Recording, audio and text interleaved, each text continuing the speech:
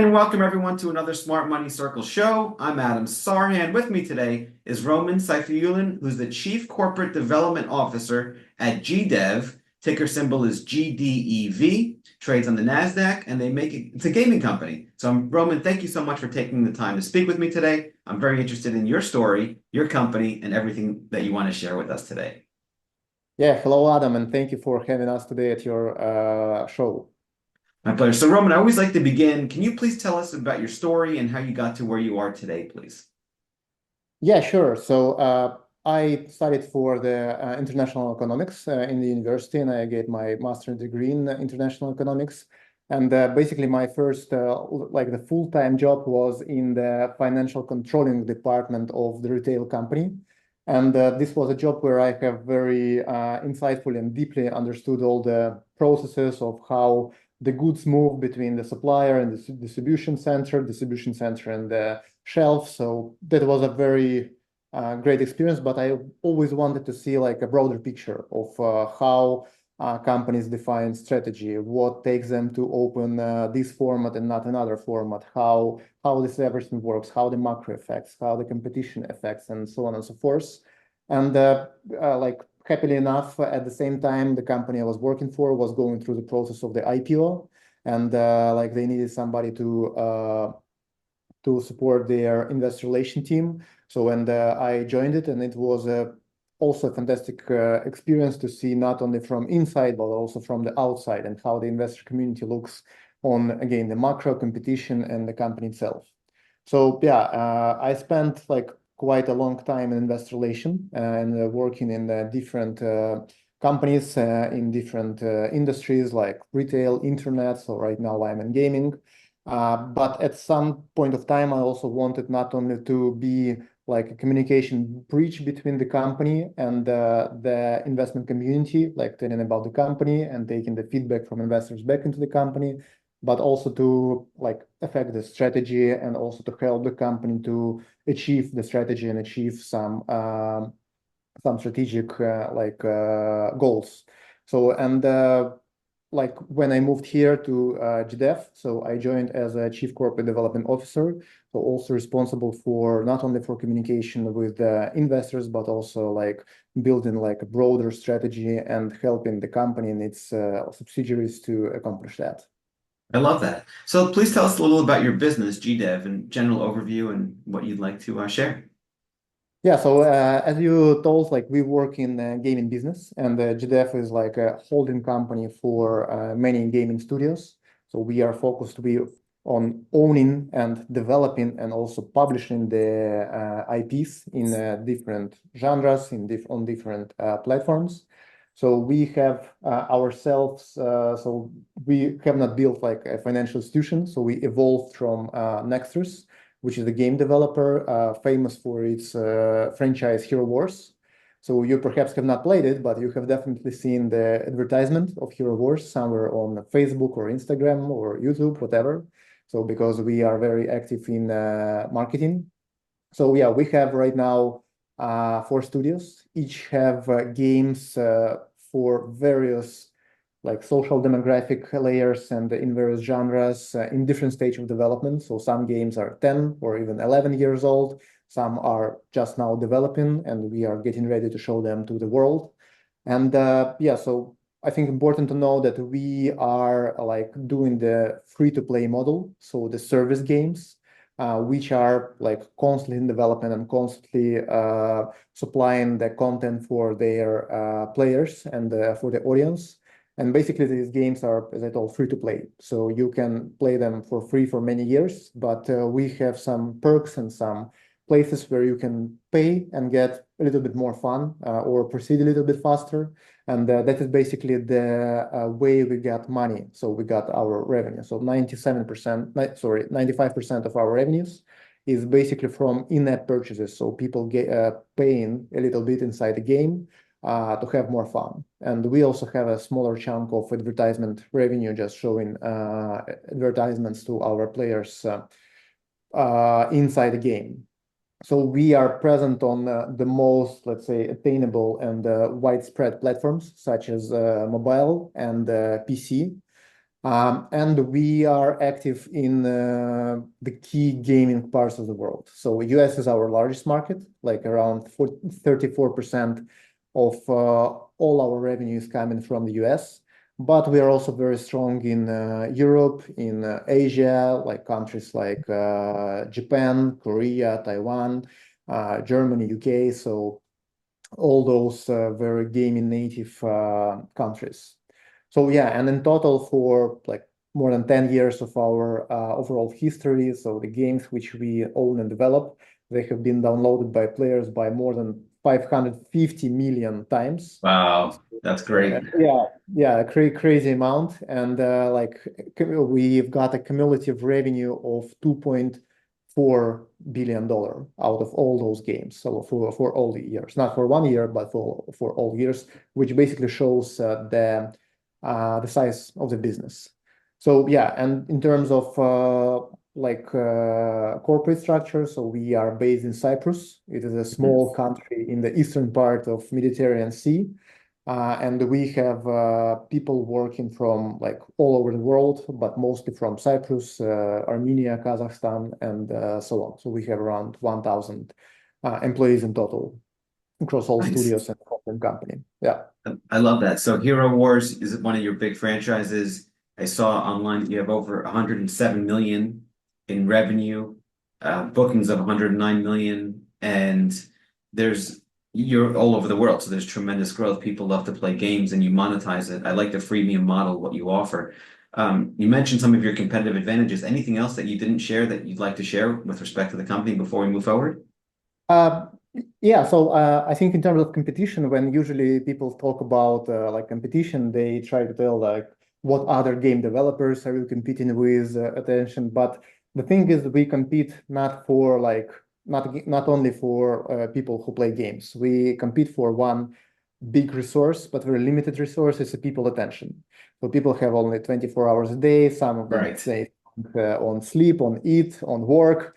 And they have some like free time which they spend inside their phone, and so we compete really for with like YouTube, with Instagram, with TikTok, so with the offline entertainment, with like family time, going to cinema, whatever.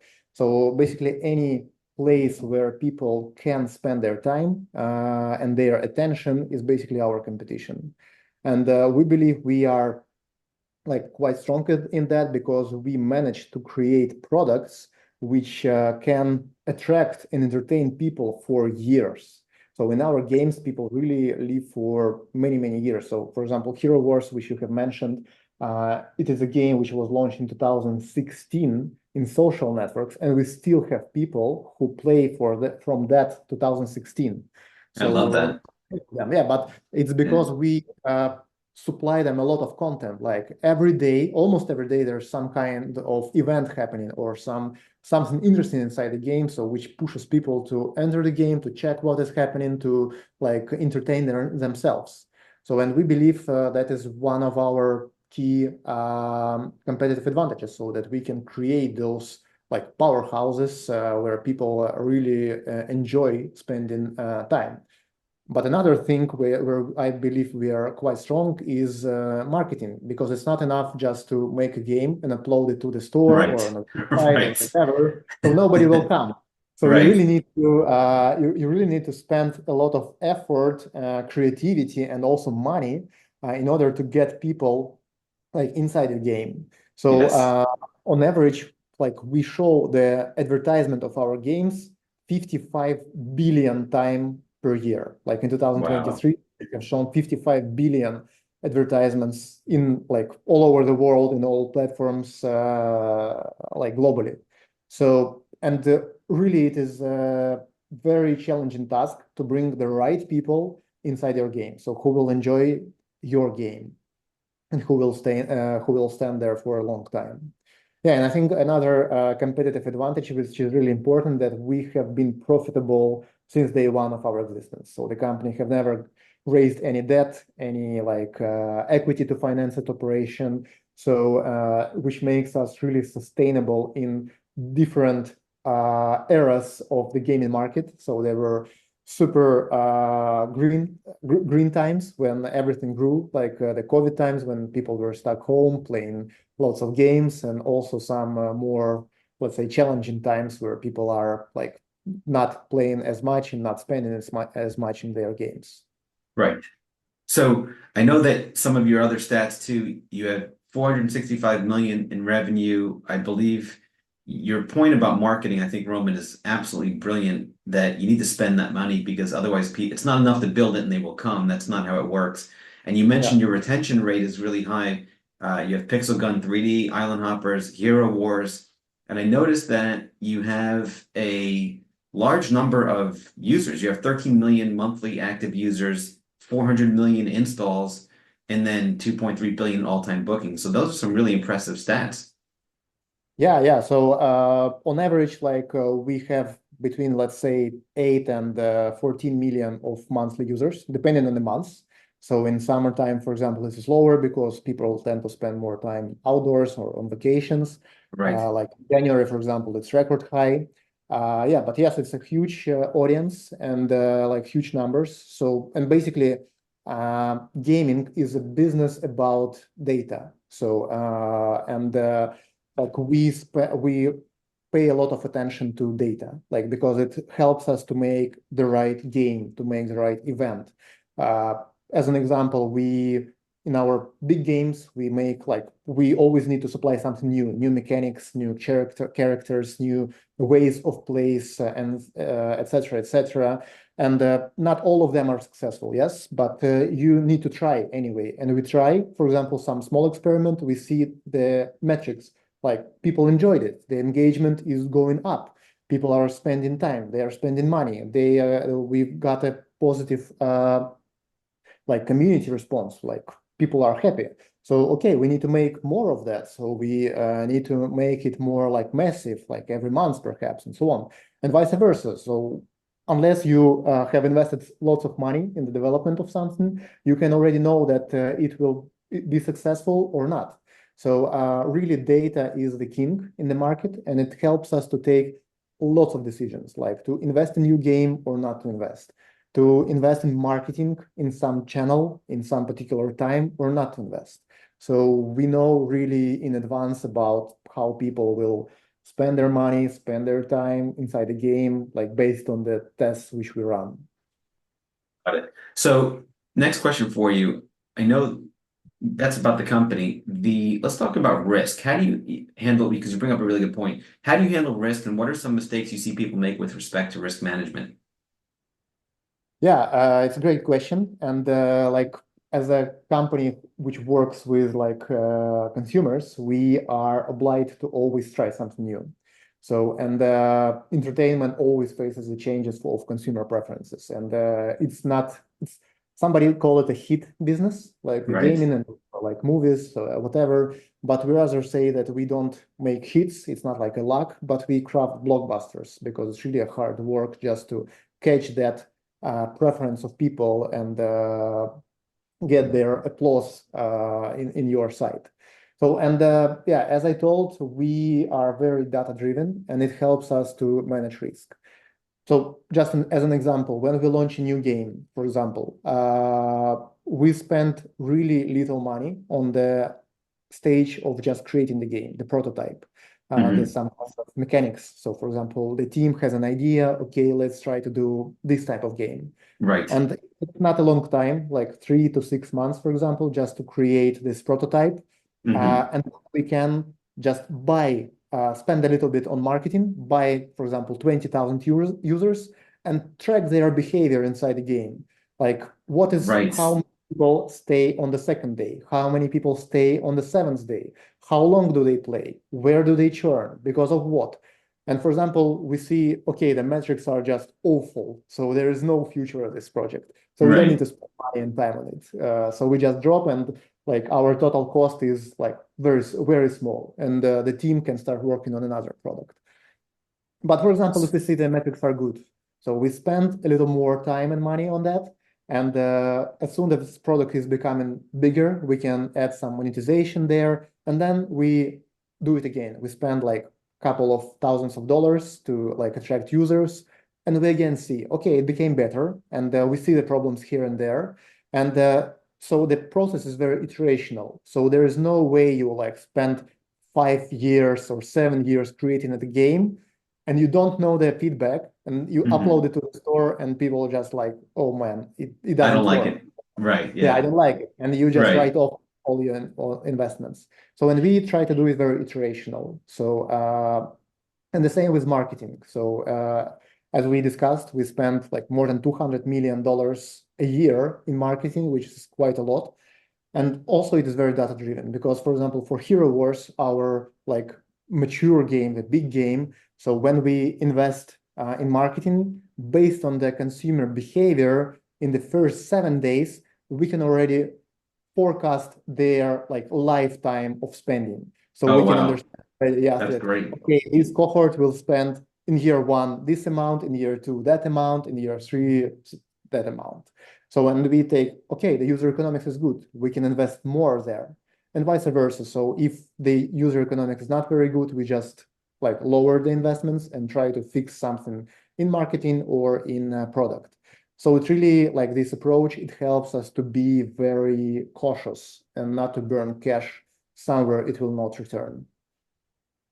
So that's actually a really good point. It's almost like asymmetric risk to reward. You never know which one's going to hit. It's almost like Yeah, nature, how you have an apple tree that has thousands of seeds. Most of them don't become new apple trees, but the one that does makes up for all of the ones that don't, and then some, because that produces millions of seeds forever. So it's the same, similar kind of concept where it's a power law distribution, if I understand you properly. yeah, so you need to make a lot of attempts. So it's really Yes. not a business where you can, okay, I found a business model and I just Yes. do the same thing every month, every year. So you will just sink, you will die. Yes. So first they always need something new and they themselves don't know what they need. Yeah, 100%. So, okay, wonderful. Henry Ford actually, before I go to my next point, had a great line. He goes, "If I ask my customers what they want, they're going to say a faster horse and buggy. Yeah, They yeah, themselves don't know what exactly. they want." Yeah. Okay, I love that. So, Roman, let's talk about some timeless lessons. What are some timeless lessons you've learned along the way that you'd like to share with the audience? Um, Timeless lesson. It's basically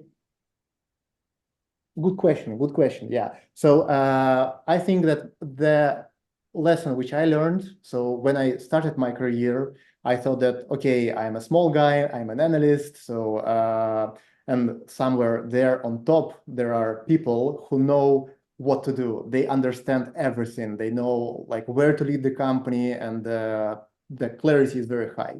But Yes. when I myself became a top manager, and I understood it is completely vice versa. So the higher, 100%. the Yeah. lower is clarity in understanding what to do next. But you really need to be very open and tolerant to trying something, even if you fail. So the more you try, the better you understand, uh, the higher the chance that you will get success.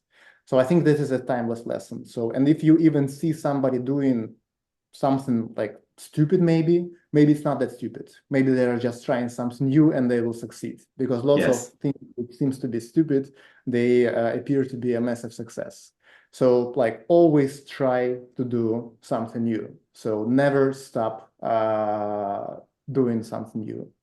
I love that. Somebody gave me a great line one time, Roman. He said, "There's a very fine line between genius and crazy, or genius and stupid." So what might be stupid at first, it could be brilliant on the other side of that. So it's almost like the opposite side of the same coin. So I love that point. All right, beautiful. And how about some timeless mistakes either you've made or you see other people's made, and how do you avoid them? Again, I think it is important just to have a tolerance to mistakes, because like people don't succeed if they don't make mistakes. It's just better not to do the same mistake many times. So Hmm. it's let's say very unwise to do to expect different result by doing the same thing. So again, try to do something. I think the mistake is just being stubborn and not changing the ways you try to achieve your goal. So not changing the goal is fine, but not changing the ways if they don't work. is, I think, something which stops people from, prevents people from reaching the success. I love that. And you touched on a really good point earlier, which I'd like to talk about, which is leadership. Earlier, when you were an analyst and you were getting started, you thought everyone knew, and then vice versa. So, question, Roman, what makes a great leader? Also good question. Thank you. I think that understand like open mind. So you really need to look widely on where you work. Empathy, just understanding what people feel, your partners, your co-workers, your employees, like your investors, and so on. And the just ability to